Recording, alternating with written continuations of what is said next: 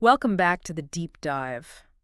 Today we're charting a course through what has to be one of the most critical and honestly most stressful junctures in a student's life, the pathway to higher education. It really is. And for us, as aspiring educators, getting this right is it's fundamental. It's Mhm. really the difference between guiding a student effectively and, well, potentially misdirecting them. Mm.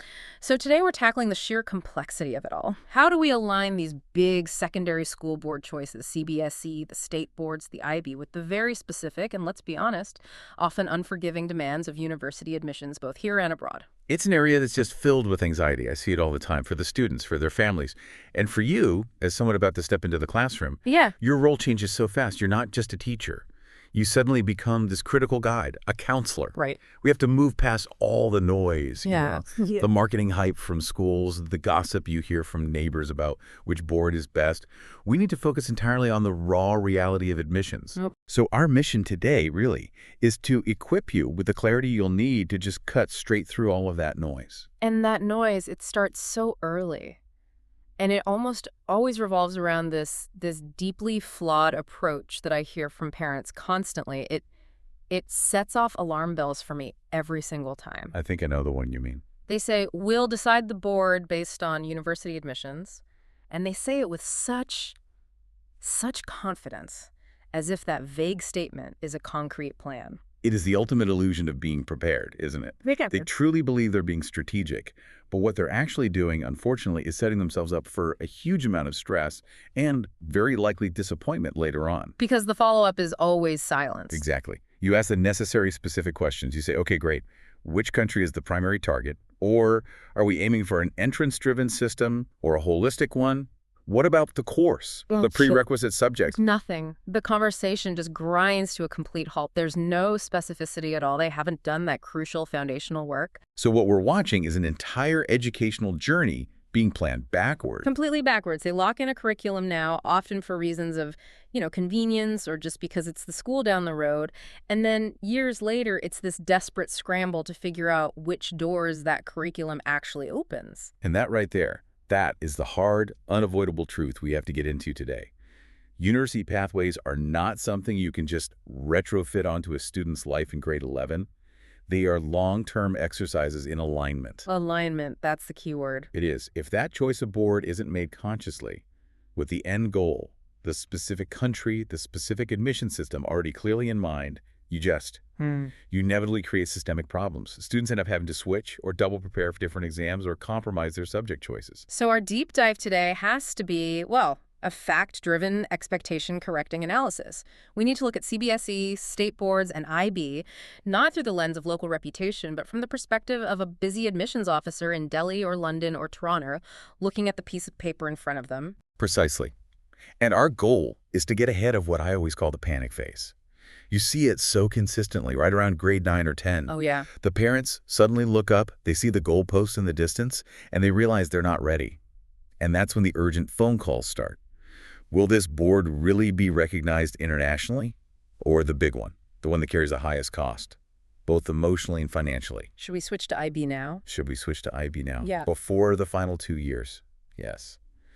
And the tragedy is by the time that panic kicks in, the window for a smooth transition or for building that required foundational profile, it's often already closed. The damage isn't the board itself then, it's the inconsistency. The damage is rooted in the lack of consistency, absolutely. So the clarity we want you, our listener, to really internalize today is simple, but it's profound. In the world of university admissions, consistency, continuity, and clear intent matter so much more than any sudden, reactive curriculum hopping based on what you think has a better reputation. Let's start by unpacking the rules they all play by. Okay, let's do that. Let's unpack this with the core principles. Before we can get into the specifics of the boards, we have to get inside the admissions mindset. What is the great myth that parents seem to cling to about admissions criteria? The myth is really rooted in our culture's love for clear rankings, for brand names. Parents often believe that universities prioritize things like the specific board's reputation. They think one is just inherently superior or harder than another. Right, like it's a simple tiered system. Exactly. Or they get fixated on the branding of the school itself. They're operating on this very simplistic equation. High prestige curriculum equals an automatic admission reward. They think if they just push their child through what they perceive as the most difficult or maybe the most expensive system, the work will be done for them. Which is such a it's such a linear way to look at a process that is designed to be multidimensional. They're treating education like it's a product, where a higher price tag guarantees a better outcome. Precisely. The reality is far more subtle, and it's so much more focused on the student's actual journey. When you're counseling families, you have to shift their focus immediately to the three critical C's that truly matter to admissions committees everywhere. And those are comparability, consistency, and context. Comparability, consistency, and context. Those three things. They are the lenses through which every single transcript is viewed. Okay, let's break those down. Let's start with comparability. When an admissions officer is dealing with a flood of applications from all over the world, from a standardized system like CBSE or maybe especially a state board where they might have very little familiarity, what are they trying to achieve with comparability? Comparability is really the administrative prerequisite. Think about an admissions officer's day. It's just dictated by volume. They were getting applications from Seoul, from Sao Paulo, from Lagos, and from every single city in India. They simply cannot become experts in 200 different national grading systems. It's impossible. It is. So comparability means having a recognized benchmark. It's a common denominator that lets them draw fair comparisons efficiently. It sounds like they need an internal Rosetta Stone for education systems. They do. That's a perfect way to put it. Think of it like this. Comparing an IBE grade is like comparing US dollars globally. It's a currency that trades instantly. Everyone knows its value. But comparing a state board result, at least initially, is like trying to convert a currency that only trades in one small town. Okay. The admissions officer has to call in a currency expert, a credential evaluator, just to figure out the baseline exchange rate. That adds friction, it adds time. So the easier you make that comparison for them, the faster you clear that first administrative hurdle. I see. So the goal is to reduce the administrative friction. And that brings us to the second C, consistency, which seems to directly challenge that whole idea of a last-minute push. It really does. Consistency speaks to the academic trend over time. Universities, you have to remember, are investing in future scholars. They want some assurance that the performance they're seeing is sustainable, especially under pressure. So they're looking at the whole picture. The whole picture. Grade 9, grade 10, grade 11, and the initial assessments from grade 12. Now, a temporary dip, maybe because of an illness or a family issue, that can be explained in a recommendation letter. That's understandable. But a steady downward slide. Or, on the flip side, a massive unexplained spike only in the final semester. That sends up a huge red flag. Because that massive late surge suggests Answer what? either intense external coaching that compensated for years of not paying attention, or worse, Yeah. that the student just lacks the foundational discipline to sustain high performance over a long period. Exactly. They are looking for the resilience of the student. They're asking, can this person manage the rigor of a 4-year degree consistently, semester after semester? Consistency confirms readiness. If your grades are jumping all over the place, the university just sees an instability risk. They want evidence that what they're seeing in grades 11 and 12 is something that can be replicated in a demanding, independent university environment. And that leads us to the final C, context. This feels like the one where the teacher's voice, the human element, really comes into the evaluation. Context is, I think, the most profound of the three. It is the answer to the fundamental question. How did this specific student perform within their specific system and their specific environment? We have to get people to move beyond the raw score. Can you give us an example? Of course. Imagine 2 students. Both of them achieve a 90% aggregate score. Student A goes to a massive, well-known urban academy. They have access to specialized subject teachers, international competitive clubs, extensive counseling resources, the works. Student B attends a small rural school. Maybe they didn't even have a dedicated teacher for their specialized subject. Maybe they had to travel hours for extra coaching, or they had to take easier subjects simply because the advanced courses were not even offered at their school. On paper, in raw scores, they look identical. But in terms of, I don't know, grit, commitment, sustained effort relative to the opportunities they had, they are worlds apart. Worlds apart, absolutely. The 90% from student B might represent an absolutely extraordinary feat of self-motivation and personal sacrifice. The 90% from student A might simply reflect a well-oiled, resource-rich system doing its job. Context levels the playing field. So it allows the university to factor in things like socioeconomic background, resource availability. All of it. And the rigor of the specific courses the student chose relative to the hardest courses their school actually offered. This is precisely why the teacher's letter of recommendation cannot be a generic template. It has to be specific. It has to paint this contextual picture. This shift is so important for us as aspiring teachers to understand. The university isn't just tallying up a raw number. They're asking a performance relative to opportunity question. They're measuring potential. Potential and demonstrated rigor. Yeah. Yes. Now, to help you guide students, let's look at how the universities apply these 3 Cs through the actual mechanics of their review process. It works like a sieve, and families so often focus way too heavily on the very first, easiest filter. The 3 admission filters. Right. So filter number 1 is eligibility. This is purely administrative. Is the board recognized? Is the transcript valid? Does the student meet the basic subject prerequisites for the program they've applied to? For almost all established boards, CBSE, state boards, IBC, the answer here is usually yes. So the door opens. The door opens. And this is often where parents stop their research. They think, okay, we're eligible, the battle is won. But the board name only gets the student through that first administrative door. It doesn't come close to guaranteeing admission. Not at all. Hmm. That takes us to filter number 2, academic evidence. This is the core strength required to even be competitive. Here, they're scrutinizing not just the final grades, but the rigor of the subjects taken. Did the student challenge themselves? They're looking closely at that academic trend over 4 years, which is the test for consistency. This filter is where 80 to 90% of all eligible applicants are sorted out. Wow, that many. Oh yes, only the truly competitive profiles make it through this stage. And then once they clear that academic evidence hurdle, especially at the really selective global universities, the final challenge is just standing out from a crowd of other people with perfect scores. And that is filter number 3, differentiation. What makes this student unique, not just academically competent. This is where the personal narrative, the essays, the documented extracurricular depth, measurable leadership, this is where all of that comes into full play. And the teacher recommendations are huge here. Differentiation is the final deciding factor in a selection pool where basically everyone has near-perfect grades and high test scores. So the crucial takeaway for us, for teachers in training, is that the name of the board just stuck. It just opens the door. It's the combination of academic evidence and differentiation that actually decides the outcome. That is the cornerstone of effective ethical counseling. Now, let's talk about the danger zone, those reactive decisions. Parents often have these severe misconceptions about influence.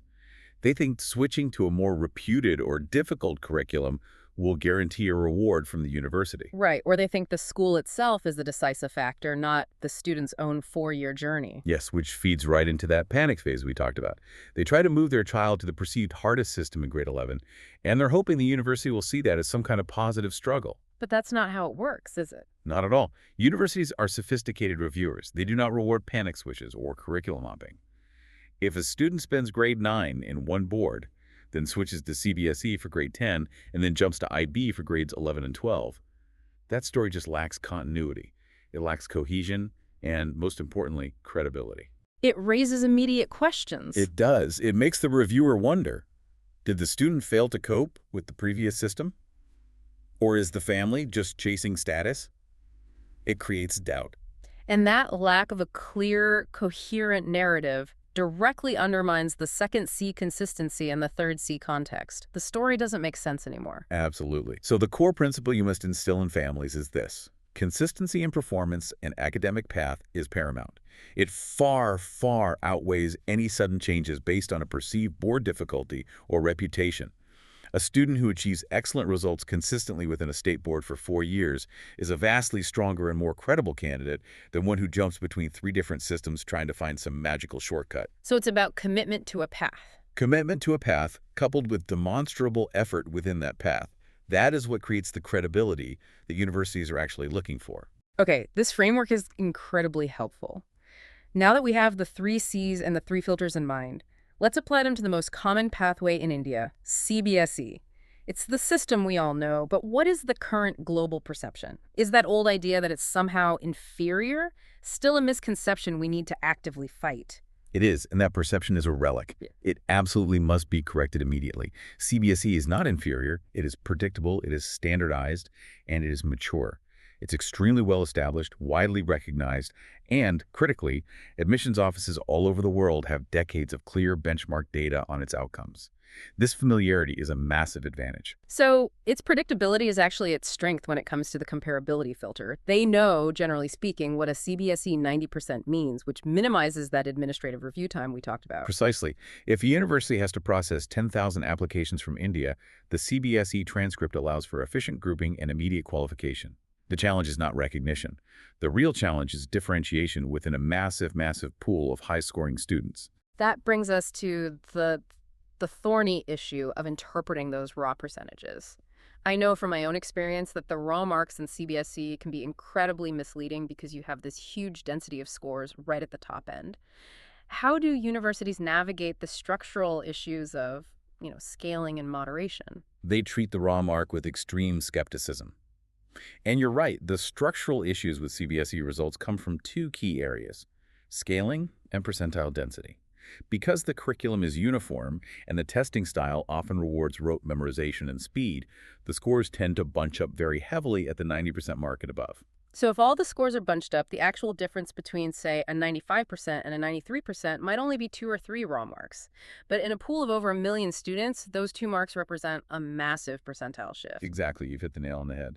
Imagine a tiny 2-mark difference that separates a student who's ranked in the top 0.1% from a student who's ranked in the top 2%. Universities understand this volatility. And then there's moderation. On top of that, yes, the results are heavily impacted by moderation policies, those internal adjustments that are made year to year to account for perceived differences in the difficulty of the exam paper.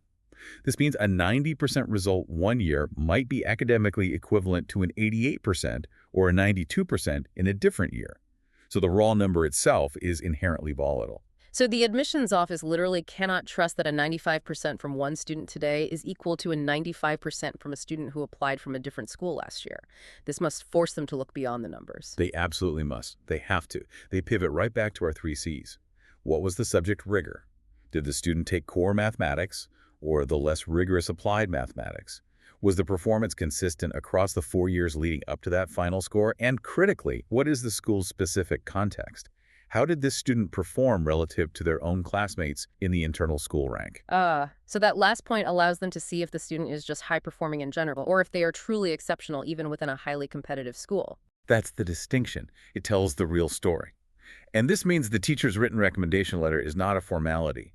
It is the essential mechanism for contextualizing that volatile percentage score. It's the only place where the human story and the statistical reality can actually meet. A generic, boilerplate letter would do the student a massive disservice. It's a wasted opportunity. The teacher must explicitly explain the rigor of the subjects the student chose, state the student's internal rank if possible, and talk about any unique pressures they overcame to achieve that score. And speaking of pressure, let's talk about that. Let's discuss the structural challenge for CBSE students, especially those aiming to stay within the Indian system. I'm talking about the notorious dual pressure of board exams and multiple entrance exams. This is the defining feature of the CBSE pathway in India, and it creates just an intense juggling act. Students are simultaneously preparing for their high-stakes, descriptive board exams, the comprehensive CWET for central university admissions, and then the hyper-competitive, objective national entrances like NEET for medicine or GV for engineering. And for our listeners who might not be as familiar with the specifics, these systems often demand fundamentally different ways of preparing, don't they? Yes, and that is the structural conflict. Board exams often demand mastery of long, descriptive answers, presentation, and full syllabus coverage, a style of learning that can, frankly, lean toward rote memorization. Right. CUET, while broader, is still very much entrance-focused. But JOC and NEET, they are high-speed, problem-solving, application-based tests. The student has to master the same content, but be able to retrieve it and apply it under completely different time constraints and evaluation methods. The consequence of forcing a student to optimize for 3 different structures at the same time must be severe. It is. The consequence is 4 results that often end up hurting the student's chances for a global application. Firstly, you have intense academic and emotional pressure, often starting as early as grade 9, which leads to incredibly high stress levels. I can only imagine. Secondly, it creates a severely narrow academic focus. All their time is funneled towards specialized coaching, prioritizing exam-specific skills over any kind of deeper intellectual curiosity. And thirdly, there's very limited time for profile building. The student's entire life becomes optimized for entrance scoring, leaving almost no time for meaningful, deep extracurriculars. Now, we should acknowledge that this structure is highly efficient for its main purpose, which is producing successful candidates for top-tier Indian universities. But what happens when these entrance-optimized profiles come up against a foreign holistic application system, particularly in the US or Canada? They often look thin or flat. That's the term you hear. Foreign universities, which are focused on that differentiation filter, are looking for evidence of self-directed learning, measurable impact, and sustained commitment outside of the core curriculum. A student profile that is optimized purely for JCE success, no matter how mathematically rigorous it is, will often lack the necessary breadth. So they see a 98% in physics, but no science fair project, no, I don't know, coding club leadership. Nothing to show that the passion exists outside the exam hall. Precisely. The foreign university is asking, this student is excellent at taking exams, we see that, but what is their story? What unique problem have they tried to solve? Where is the leadership they've demonstrated outside the classroom? So for CBSE students who are applying abroad, straying marks are just the prerequisite. They're the entry ticket. They need a proactive strategy. What are the specific, actionable steps we must advise them to take? We have to move beyond just general advice and give them tools. For you, the teacher, the mandate is clear. First, the academic trend must be impeccably strong and stable, no last-minute grade searches. Second, and this is very actionable advice for your classroom mandate, that your students start a profile tracker spreadsheet in grade 9. A profile tracker. I love that idea. It forces intentionality and it forces documentation. It does. Extracurriculars must be intentional, showing sustained commitment and measurable impact over 4 years, not just a list of token activities they added in grade 11. Third, as teachers, you must be trained to provide detailed context in your recommendations. Write about the specific pressures these students manage, the school's lack of resources, if that's a factor, and their internal rank to validate their achievement. And then the essays. And fourth, the personal essays must articulate genuine depth and a unique perspective. They have to use that very limited word count to convey the resilience, the passion, and the unique story that a high percentage score simply cannot. So the conclusion here is really clear. For CBSE students aiming globally, profile development is absolutely mandatory, not optional. Absolutely. So to summarize the ideal fit, CBSE is ideal for India-focused futures. It's excellent for students aiming for those STEM-heavy paths that rely on entrance exams. But the mandate for teachers and parents is this.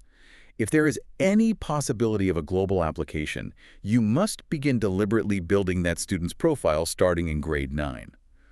It's the only way to ensure the application is rich, contextualized, and competitive, not just statistically high scoring. It requires conscious, long-term preparation. Okay, let's move now to the state boards. These pathways are so vital, they serve the majority of students across India. Yet they're often viewed through this lens of a local versus global trade-off. How do admissions offices, particularly those outside of India, view the state boards? State boards are the ultimate study in localized efficiency. Locally, within their specific region, they are perfectly recognized, highly efficient, and deeply aligned with state-level university entrances and quotas. But globally? Globally, however, they present a significant challenge. While they always clear Filter 1 eligibility because they are a recognized national board, they instantly create a massive comparability hurdle. They are highly variable and, to be frank, notoriously harder to benchmark internationally. And variability is the core of the problem, isn't it? It's not just variations in the syllabus content, but in the standards of grading and moderation between different states, or even between districts within the same state. Exactly. The administrative difficulty for a university reviewer in Boston or Berlin just increases exponentially. They don't have that long-term standardized data set that exists for CBSE or IB. The syllabus can change significantly from Maharashtra to Karnataka, and the grade moderation practices lack the consistency they need for swift international evaluation. So they're forced to bring in outside help. They are. They're forced to ask credential evaluators the fundamental question. How does this specific result from this specific state in this specific year translate into a standard A-level or GPA equivalent? Let's take a moment to highlight the local benefits, though. Because for students who have firm regional career and education goals, this is a highly optimized path. Oh, the local advantages are undeniable. State board students benefit from intense preparation that is perfectly aligned with state-level entrances and regional university requirements. They are perfectly optimized to excel in those regional universities, and they often benefit from specific state-level quotas, reservations, or priority admissions because of curriculum familiarity. So for a student who is committed to a career path within their local ecosystem, this structure is highly efficient. It minimizes a lot of unnecessary academic strain. It does. It eliminates the distraction of preparing for systems or exams that have no local relevance. It's laser-focused efficiency. Mm. However, this is where that global trade-off kicks in, and we have to be very honest with parents about this. If that same student decides in grade 11 that they suddenly want to apply to a university in the UK, they face the complexity hurdle. This is where the lack of comparability becomes a tangible, real-world obstacle. Can you detail the specific hurdles they might encounter abroad, especially this requirement for extra testing I've heard about? Certainly. Because the state board transcript doesn't provide that familiar global benchmark, admissions officers often have to resort to requiring extra testing just to establish a baseline of competence that they can trust. For students aiming for the US or Canada, this often means they must sit the SAT or ACT in addition to their board exams, and that is a significant academic burden. And what about for European systems like in the UK? For the UK and many European institutions, a state board qualification, and often even the CBSE qualification, is viewed as being equivalent to 12 years of schooling. Their own systems, like A-levels or the IB, represent 13 years of pre-university rigor. This discrepancy leads to the foundation year requirement. And what is that exactly? It means the student often has to enroll in a one-year, pre-degree course at the university to bring their academic level up to par before they are allowed into the main 3-year undergraduate program. That is a massive cost implication, both in time and in finances. You're adding a whole extra year to the degree. It is a critical trade-off that families have to understand up front. And the final challenge is what I call the profile explanation burden. The student and their counselor carry the burden of actively validating the rigor and context of their education. The application has to work twice as hard to convince the university of the achievement, often requiring notarized documents, detailed curriculum explanations, and stronger supporting evidence than their IB or CBSE counterparts. It's crucial to clarify, though, that this complexity doesn't block admission. State board students do achieve global success, but it sounds like it requires a substantial amount of proactive effort. Exactly. Not a roadblock, just a complexity hurdle. It adds administrative overhead, and it demands enhanced planning. So if we're counseling a student in a state board who has a global aspiration, what is the mandatory strategy we have to get them to execute early on? We have to emphasize that conscious planning completely replaces panic. That's the mantra. Actionable strategy starts early. First, clarify global goals before grade 9. You have to, because the preparation for extra testing, the SAT or ACT, has to happen alongside the state board curriculum, which is already academically demanding. You need years of lead time for that. Okay, that makes sense. Second, proactively add evidence of English proficiency through formal exams like the TOEFL or IELTS. These might sometimes be waived for CBSE or IB students at certain universities, but they're frequently mandatory for state board applicants. And the profile building still applies, of course, despite the local curriculum focus. Oh, absolutely. Third, they must build strong extracurricular evidence to demonstrate differentiation. Because the state board curriculum can often have a narrower academic scope, the students' activities outside the classroom become their primary tool for showing resilience, leadership, and curiosity. And fourth, they must seek early specialized counseling from someone who understands the nuances of credential evaluation and the specific testing required for their target countries. So the teacher's mandate here, then, is that for state boards, you need enhanced parental planning and commitment if the student is aiming globally. Conscious preparation is the only solution. A panic switch moving to CBSE or IB late in the game, it just exchanges one set of problems for an entirely new, inconsistent, and equally damaging set. Consistency within the chosen path, coupled with rigorous preparation for that external validation through standardized tests, is the only credible strategy. Okay, let's turn our attention now to the International Baccalaureate, the IB. This system often has this reputation of being the perceived gold standard for global applications. Why is it that the IB aligns so seamlessly with so many diverse global admission systems? Well, the IB system was literally created in the 1960s to do exactly that, to facilitate the movement of students globally, specifically to serve diplomatic and multinational families. So it offers a universal common educational language that admissions officers in every major destination, the US, UK, Europe, Canada, Australia, they all understand it instantly and they trust it deeply. So it completely bypasses that comparability hurdle we discussed because the metrics are already internationally standardized. Completely. It is the global benchmark. And furthermore, the IB framework is structurally aligned with those holistic review models. It mandates comprehensive components like the extended essay, or EE, the theory of knowledge course, TOK, and creativity, activity, service, or CAS. These components feed directly into that differentiation filter, giving the university immediate evidence of researchability, critical thinking, and community engagement. So it's an easy read for an admissions officer. The application doesn't have to spend time translating what the student has been doing. The IB nomenclature is the translation itself. Precisely. Now, here's where it gets really interesting, and also, to be honest, quite risky. The reliance on predicted grades. This component, which gives enormous power to the school, is central to how the IB functions. Can you explain the critical, high-stakes role that predicted grades play? My understanding is that they allow for early conditional offers from universities. That's their utility, yes.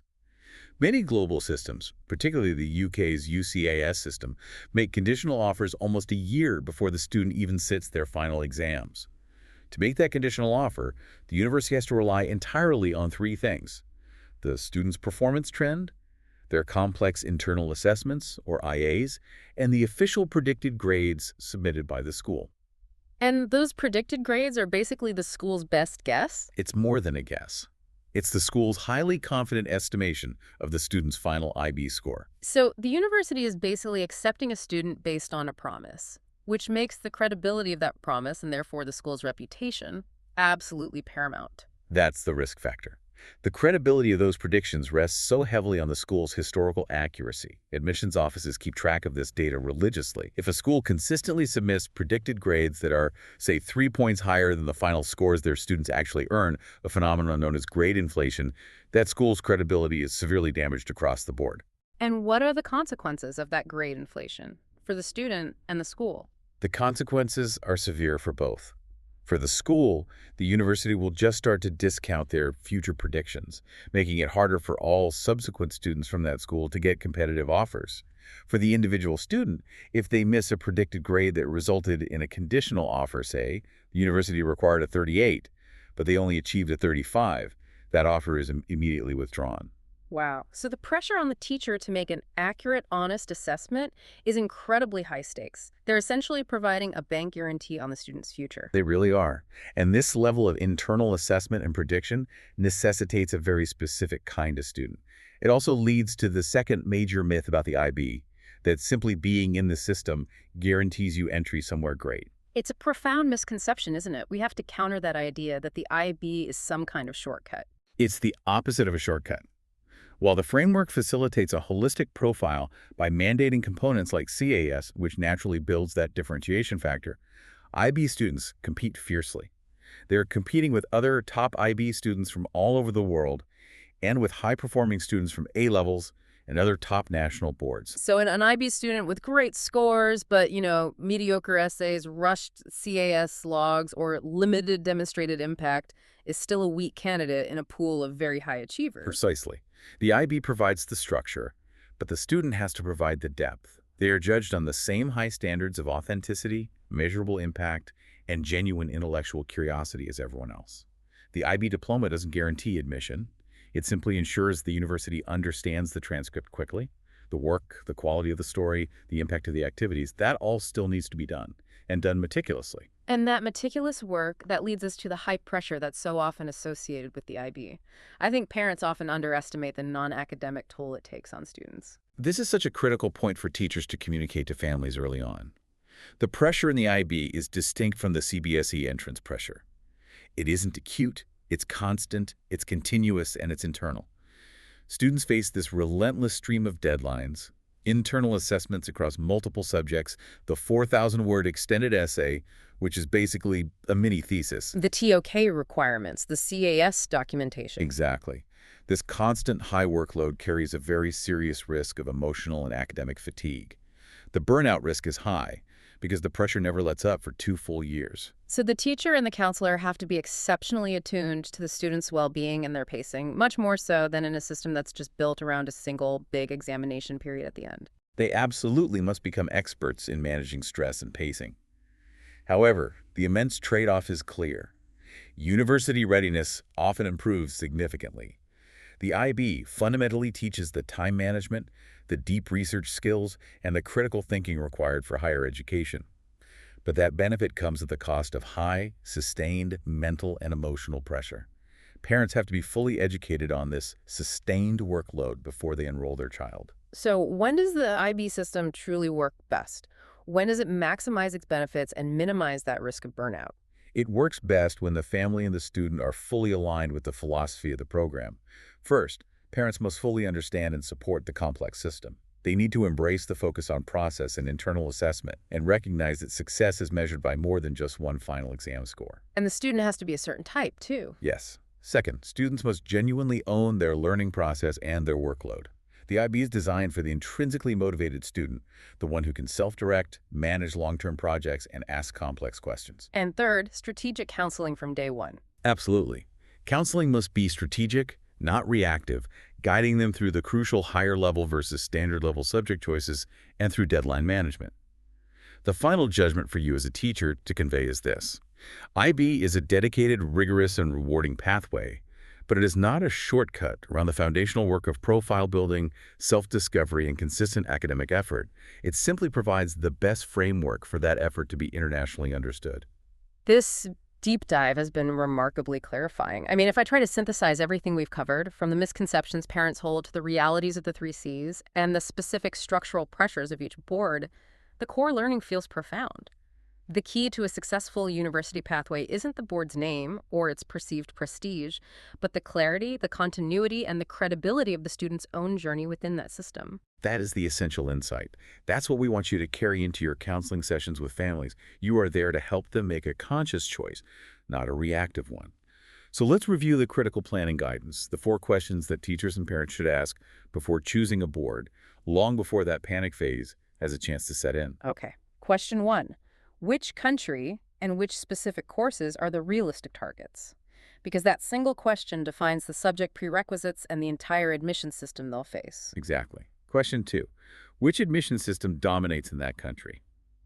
Are we looking at an entrance-driven system like NEET or JEE, which demands speed and objective scoring? Or is it a holistic evaluation system which demands depth, narrative, and demonstrated impact outside the classroom?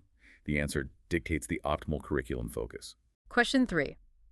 And this feels like the vital check on the student's own capacity. What academic, emotional, and financial profile can the child realistically sustain, not just for a test, but for years? We have to choose a system that fits the student's temperament. Are they a high-stakes, single-exam performer, or do they thrive on continuous assessment? Yes, rather than trying to force the student into a system that just promises an illusion of reputation. And that leads to the final, most diagnostic question of all. Is this choice based on choosing consistency, a path the student can truly master and commit to? Or are we just chasing optics, reputation, or trying to affect some late-stage recovery, which almost always leads to a detrimental panic switch? If they can just move through those 4 questions consciously, they're laying a foundation of credibility rather than just hoping for a lucky break down the line. That's the entire goal. So let's leave you with the admissions mandate. Universities consistently reward 3 qualities above all else: clarity, continuity, and credibility. Clarity in the student's personal and academic goal, continuity in the path they've chosen, and credibility in the execution of that path through sustained high performance and rigorous profile building. And what is the final provocative thought for our listener to walk away with? Something they can internalize to help them guide students consciously and, well, joyfully. Your task as a teacher and a guide is to shift the family's focus away from the vehicle and onto the journey itself. Sure. Universities don't admit boards, they admit students. Students with powerful stories, with consistency in their efforts, and with genuine intellectual readiness. Encourage that deep, years-long commitment. The student's goal must be to ensure that their chosen board supports their journey of academic rigor, growth, and profile building, rather than attempting to replace the foundational work of consistent effort and self-discovery. That really is the only non-negotiable path to genuine, sustained success.